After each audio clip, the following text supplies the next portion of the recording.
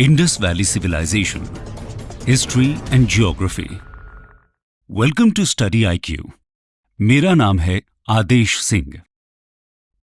दोस्तों, आज हम बात करने वाले हैं इंडस वैली सिविलाइजेशन की, जो भारत के इतिहास का सबसे पुराना और दुनिया में सबसे पुराने अर्बन सिविलाइजेशंस में से एक है।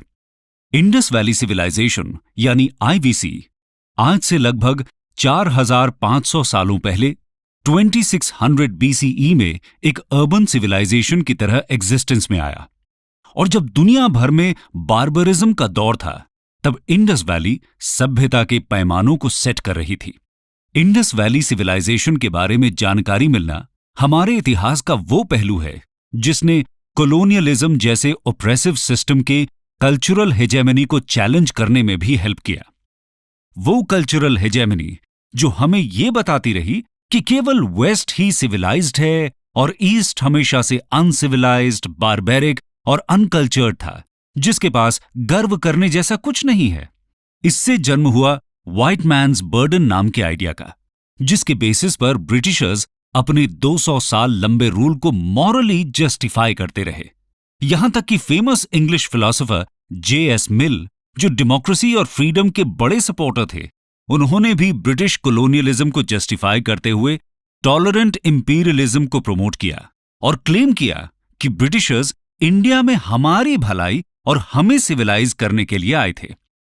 लेकिन वेस्ट का ये घमंड तब टूटने लगा जब अलेक्जेंडर कनिंघम ने आर्कियोलॉजिकल सर्वे ऑफ इंडिया यानी ASI ने 19th सेंचुरी में कई मेजर आर्कियोलॉजिकल एक्सकेवेशंस किए, जिसमें सारनाथ, सांची स्तूपा और महाबोधि टेम्पल जैसे ब्रिलियंट एंशिएंट आर्किटेक्चर्स इन्वॉल्व थे।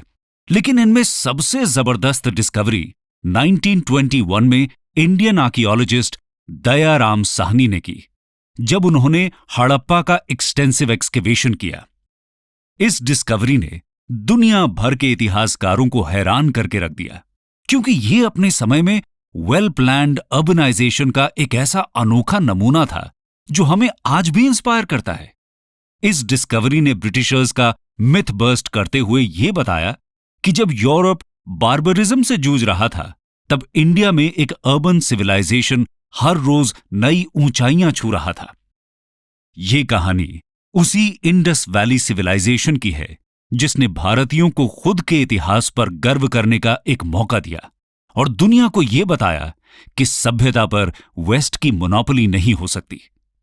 तो आइए पहले हम इंडस वैली के कुछ मेजर फीचर्स को समझ लेते हैं, जो हमें यहां के बाकी पहलुओं को जानने में मददगार होंगे। Basic features.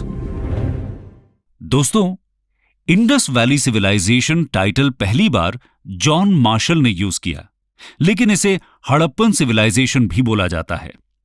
और आईवीसी एशिया के 3 और major civilizations Mesopotamia, ancient Egypt और चाइना का समकालीन था, और इंडस वैली के मेसोपोटामिया के साथ ट्रेड रिलेशंस के एविडेंसेस भी हैं। इंडस वैली की सिटीज एग्रीकल्चरल सरप्लस पर बेस्ड अर्बन टाउन्स थे, पर यहां की इकोनॉमी मर्केंटिलिज्म पर भी बेस्ड थी, जहां से मैसिव एक्सपोर्ट्स सी और लैंड रूट्स दोनों से होते थे। इस कॉन्टेक्स्ट में अब हम इंडस वैली के एक्सकेवेशंस के इतिहास को ब्रीफली समझेंगे। Excavations in British India and independent India. दोस्तों, वैसे तो हड़प्पन रूइंस का सबसे पुराना रिकॉर्ड ईस्ट इंडिया कंपनी के सोल्जर चार्ल्स मैसन की किताब narrative of various journeys in Balochistan, Afghanistan and the Punjab में मिलता है, जो उन्होंने 1842 में लिखी थी। एक और बात ध्यान देने वाली यह है कि ब्रिटिश इंपीरियलिज्म एक सिस्टमैटिक प्रॉब्लम थी, ना कि इंडिविजुअल। ऐसा इसलिए क्योंकि कई ब्रिटिशर्स जैसे अलेक्जेंडर कनिंघम ने इंडिया के एंशिएंट कल्चर और सिविलाइजेशनल हिस्ट्री को महत्व देते हुए उस पर रिसर्च को प्रमोट भी किया। यही वजह है कि 1853 में अलेक्जेंडर कनिंघम को भी शायद आईवीसी के बारे में पता चला जब उन्होंने हड़प्पा को विजिट किया, लेकिन इसका सिग्निफिकेंस वो शायद समझ नहीं पाए। बाद में 1921 में दयाराम साहनी ने हड़प्पा और फिर 1922 में RD बैनर्जी ने मोहेंजोदड़ो का एक्सटेंसिव एक्सकेवेशन किया। इसके बाद से लगातार इंडस वैली पर एक्सकेवेशंस हो रहे हैं, जिनमें कई प्रोमिनेंट आर्कियोलॉजिस्ट्स जैसे NG Majumdar, Amalananda Ghosh, RS Bisht, JP Joshi, R Rao और वसंत शिंदे इन्वॉल्व रहे। इन्होंने आईवीसी के कई और साइट्स जैसे सुतका गैंडोर, कालीबंगा, लोथल एटसेट्रा को डिस्कवर किया और आज तक 2000 से ज्यादा इंडस वैली साइट्स पाई गई हैं। दोस्तों, इंडिपेंडेंट इंडिया के एक्सकेवेशंस की बात करें तो उसमें सबसे मेजर डिस्कवरी थी 1990s में आरएस बिष्ट की, जब उन्हें ढोलावीरा में स्टोन इंस्क्रिप्शन और इंडस साइन बोर्ड मिले। Indus sign board wooden plate में इंडस स्क्रिप्ट का लॉन्गेस्ट इंस्क्रिप्शन है और स्टोन इंस्क्रिप्शन ऐसा पहला हड़प्पन इंस्क्रिप्शन है जो स्टोन में है। इसके पहले मिले इंस्क्रिप्शंस टेराकोटा, वुड एटसेट्रा में इंस्क्राइब्ड थे। इसके अलावा दूसरी मेजर डिस्कवरी थी इंडिया की राखी गढ़ी साइट, जिसे पहली बार अमरेंद्र नाथ ने 1997 में एक्सकेवेट किया। 2014 में वसंत शिंदे के एक्सकेवेशंस ने इसे हड़प्पन सिविलाइजेशन की लार्जेस्ट साइट बना दिया, जो लगभग 350 हेक्टेयर्स में फैली हुई है, और इसने 300 हेक्टेयर्स में फैली पाकिस्तान की मोहनजोदड़ो को पीछे छोड़ दिया। खैर, अब हम बात करते हैं कि आईवीसी के इतिहास को हिस्टोरियंस कैसे क्लासिफाई करते हैं। 4 स्टेजेस और 4 फेजेस ऑफ एवोल्यूशन। दोस्तों, हिस्टोरियंस आईवीसी को जनरली 4 फेजेस में डिवाइड करते हैं।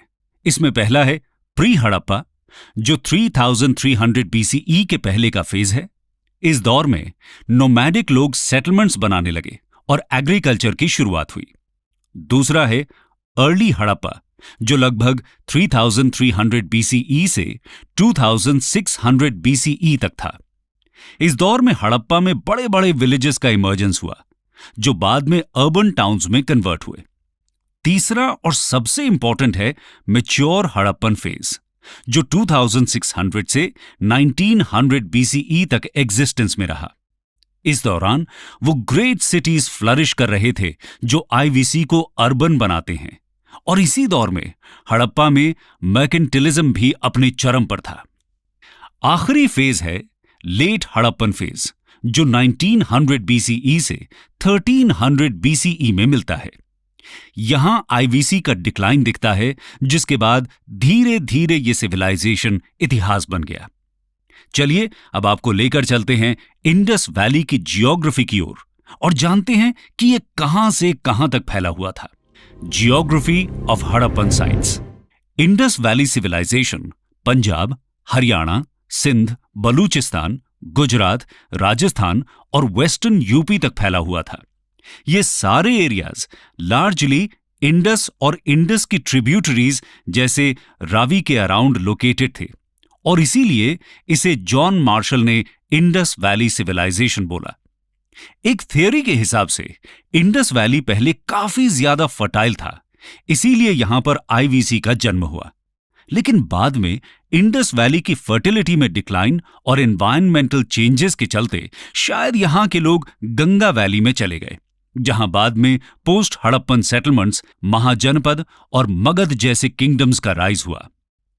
अभी तक के एक्सकेवेशन के हिसाब से Manda northernmost, Daimabad southernmost, Alamgirpur easternmost और Sutkagen Dor westernmost Harappan sites हैं।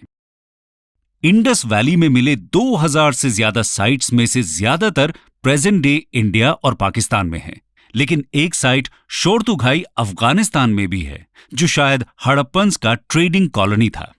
पोर्ट सिटीज में सुरकातोड़ा, लोथल, कुंतासी गुजरात में, अल्लादीनो, बालाकोट और सुत का गेंडोर, जो अब पाकिस्तान में है, नाम की साइट्स आते हैं, जहां से मेजर ट्रेड्स के एविडेंस सूसा और उर नाम के मेसोपोटेमियन साइट्स में मिले हड़प्पन सील्स हैं।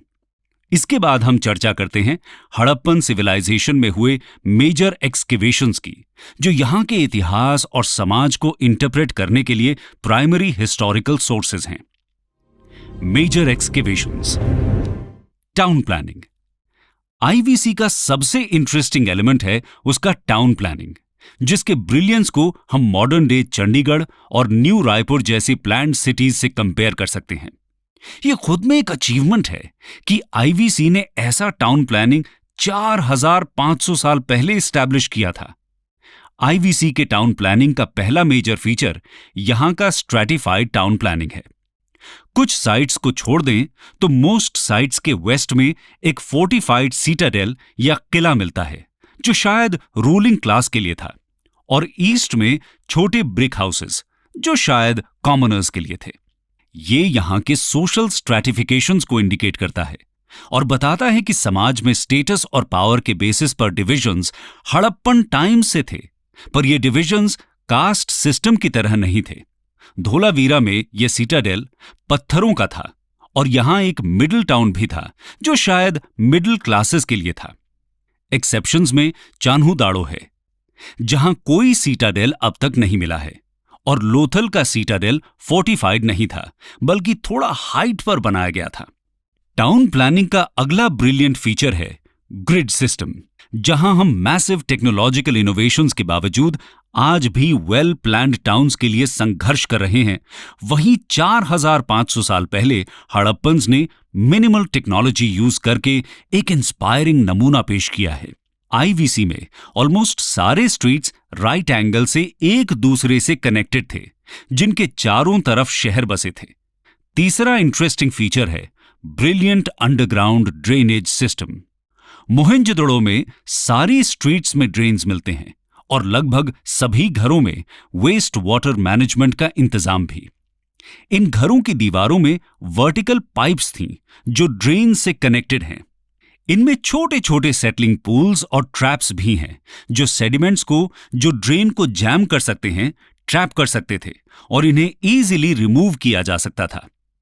मॉडर्न इंडिया में स्वच्छ भारत मिशन के अंडर सैनिटेशन को जो इंपॉर्टेंस दिया गया है, वो बताता है कि आईवीसी का वेस्ट वाटर मैनेजमेंट कैसे एक फ्यूचरिस्टिक और प्रोग्रेसिव सिस्टम था।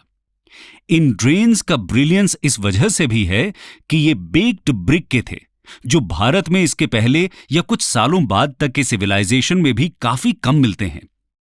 अब बात करते हैं यहां के आर्किटेक्चर की। आर्किटेक्चर आईवीसी का सबसे इंपॉर्टेंट आर्किटेक्चरल मास्टरपीस मोहेंजोदड़ो का द ग्रेट बाथ है। यह बेक्ड ब्रिक्स से बना हुआ 6x12 मीटर साइज का स्ट्रक्चर है, जिसका मेन पर्पस शायद रिलीजियस था, जिसे रिचुअल बेदिंग में यूज करते थे। ग्रेट बाथ का फ्लोर और आउटर वॉल्स बिट्यूमिनाइज्ड हैं, जो इसे वाटरप्रूफ बनाता है। यहां स्टोन नहीं दिखता। इसके अलावा एक मैसिव वाटर टैंक धोलावीरा में भी है। अगला स्ट्रक्चर ग्रैनरीज हैं। मोहेंजोदड़ो का ग्रेट ग्रैनरी सबसे मैसिव है, जिसका यूज शायद टैक्स में मिले ग्रेन्स के स्टोरेज में होता था। हड़प्पा में भी ऐसे 6 ग्रैनरीज मिले हैं। यहां 2 रूम बैरिक्स भी थे, जहां शायद वर्कर्स रहते थे। आगे देखते हैं हड़प्पा की आर्ट एंड क्राफ्ट की कहानी। Art and craft. दोस्तों, आईवीसी अपनी ब्रिलियंट और वेल डेवलप्ड आर्टिफैक्ट्स और स्कल्पचर्स के लिए भी फेमस है। ये हमें हड़प्पन सोसाइटी में possible god worship, leisure toys, materials in use etcetera के बारे में बताते हैं। वैसे तो यहां क्राफ्ट मेकिंग एक कॉमन प्रैक्टिस थी, लेकिन most craft production Chanhudaro, Nageshwar और बालाकोट जैसे इंडस्ट्रियल टाउन में होता था। इनमें से कई क्राफ्ट्स आज भी इंडियन और ब्रिटिश म्यूजियम्स में देखे जा सकते हैं। Stone sculptures. स्टोन स्कल्पचर्स की बात करें तो उनमें सबसे फेमस स्कल्पचर रेड सैंडस्टोन में बना मेल बॉडी के अपर पार्ट या टॉर्सो है। टॉर्सो की नेक, शोल्डर्स, हेड्स और आर्म्स में सॉकेट होल्स हैं और इसकी डिजाइनिंग काफी डिटेल्ड है। इसके अलावा बियर्डेड मैन का स्कल्पचर सबसे ज्यादा चर्चा का विषय है, जो स्टीटाइट या सोप रॉक से बना था। यह शायद एक प्रीस्ट था, क्योंकि इसके रिपीटेड रिप्रेजेंटेशंस और जगहों में मिलते हैं। यह स्कल्पचर एक ट्रीफॉयल पैटर्न शॉल में लिपटा हुआ है, जिसकी आईज इलोंगेटेड और हाफ क्लोज्ड हैं। देखकर लगता है जैसे वो मेडिटेशन में हो। इसका नोज, माउथ, ईयर, मस्टाश और हेयर काफी डिटेल्ड हैं। हेड के चारों तरफ एक प्लेन वोवन फिलेट और हैंड में आर्मलेट भी हैं। ट्रेफॉयल पैटर्न शॉल ये इंडिकेट करती है कि यहां एम्ब्रॉयडरी प्रैक्टिस में थी। Bronze casting. दोस्तों, ब्रॉन्ज कास्टिंग भी आईवीसी में पॉपुलर था, जो इंडिया में एक कंटिन्यूअस ट्रेडिशन में दिखता है। इसका एक एग्जाम्पल फेमस नटराज स्कल्पचर है, जो 11th सेंचुरी में चोलाज ने बनवाया था। ब्रॉन्ज कास्टिंग के लिए दोनों जगहों में लॉस्ट वैक्स टेक्निक का इस्तेमाल होता है। इंडस वैली के सबसे फेमस ब्रॉन्जेस डांसिंग गर्ल, बफलो, गोट एनिमल फिगर्स और कालीबंगा और मोहेंजोदड़ो के बुल स्कल्पचर्स हैं। डांसिंग गर्ल एक 4 इंच टॉल फिगर है जो मोहेंजोदड़ो में मिली। इसके लॉन्ग हेयर बन में बंधे हुए हैं, आर्म्स, बैंगल्स, ब्रेसलेट्स और एम्यूलेट्स से कवर्ड और नेक में कौरी शेल नेकलेस है। सबसे इंटरेस्टिंग बात है डांसिंग गर्ल का त्रिभंगा पोस्चर, जो इसके लाइवलीनेस को रिमार्केबल बनाता है। Terracotta art. टेराकोटा यानी कि नेचुरल क्ले से बने रेडिश ब्राउन कलर के फिगर्स भी यहां काफी कॉमन थे, लेकिन टेराकोटा फिगर्स का डिटेलिंग उतना ब्रिलियंट नहीं है जितना ब्रॉन्ज और स्टोन स्टैच्यूज का है। इनमें सबसे famous mother goddess, bearded males, mask of horned deity, toy cards और सील्स हैं। सबसे prominent terracotta figure mother goddess है, जो एक क्रूड और स्टैंडिंग फीमेल फिगर है जिसमें नेकलेसेस, लॉइन क्लॉथ और गर्डल्स की सजावट है।